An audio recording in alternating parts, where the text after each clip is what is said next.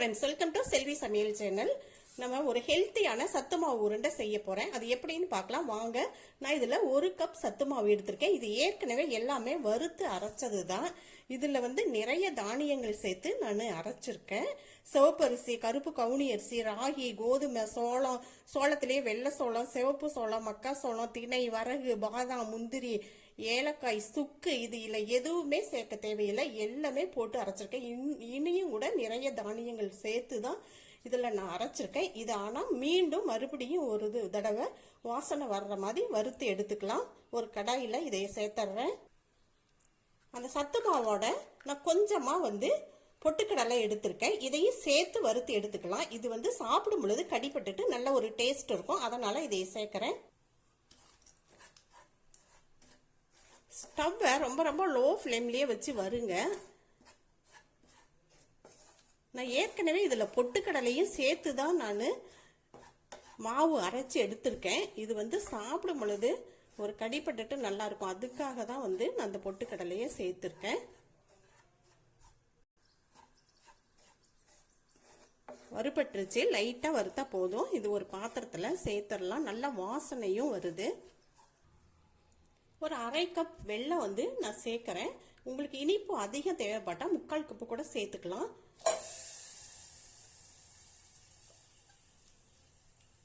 ஒரு 1/4 கப்பு தண்ணி, 1/4 கப்புக்கும் குறைவாக தான் தண்ணி ஊற்றியிருக்கேன்.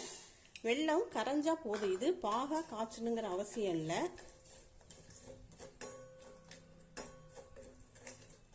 வெல்லம் கரையிற வரை கொஞ்சம் அனல் அதிகமாகவே வச்சுக்கலாம். வெல்லம் நல்லா கரைஞ்சி வந்துருச்சு. இப்போ நம்ம இதையே வடிகட்டி மாவுல ஊற்றிடலாம். நெய் நான் ஒரு 2 ஸ்பூன் சேர்க்கிறேன்.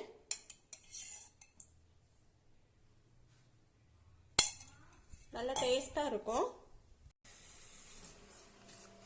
ஒன்றா நல்லா மிக்ஸ் பண்ணி விட்டுறலாம்.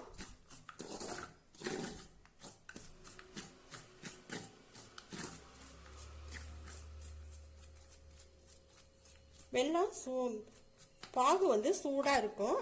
அதனால் இதை வச்சே நம்ம கிளறி எடுத்து கலந்து வச்சுக்கலாம்.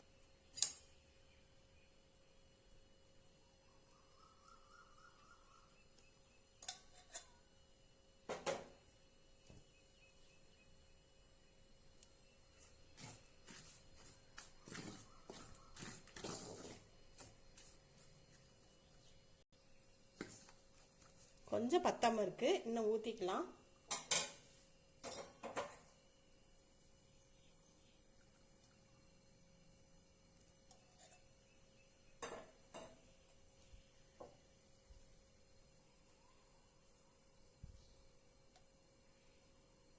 எல்லாமே வடிகட்டியாச்சு. தண்ணி குறைவாகவே ஊற்றி இது மாதிரி வெல்லத்தை கரைச்சி எடுத்துக்கோங்க.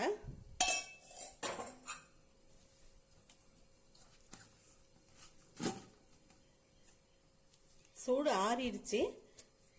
நம்ம நல்லா இதையே எடுத்து விட்டுட்டு கை வச்சே நல்லா பிசைஞ்சிக்கலாம். எல்லாம் ஒன்று சேர்ற மாதிரி பிசைஞ்சு எடுத்துடலாம். எல்லாம் ஒன்றா நல்லா பிசைஞ்சு விட்டாச்சு. கையில் நெய்யோ எண்ணெயோ தடவிட்டு உங்களுக்கு தேவையான சைஸில் உருண்டையாக பிடிச்சி எடுத்துக்கலாம்.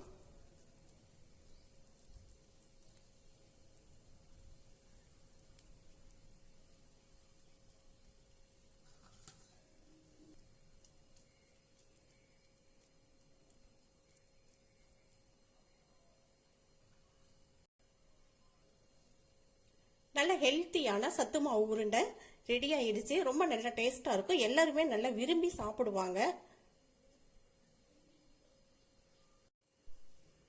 ரொம்ப நல்ல டேஸ்டா இருக்கும். குழந்தைங்களுக்கெல்லாம் கொடுத்தா இது ரொம்ப நல்லதும் கூட. இந்த வீடியோ பிடிச்சிருந்துச்சுன்னா லைக் பண்ணுங்க, ஷேர் பண்ணுங்க, சப்ஸ்கிரைப் பண்ணாதவங்க சப்ஸ்கிரைப் பண்ணுங்க. நன்றி.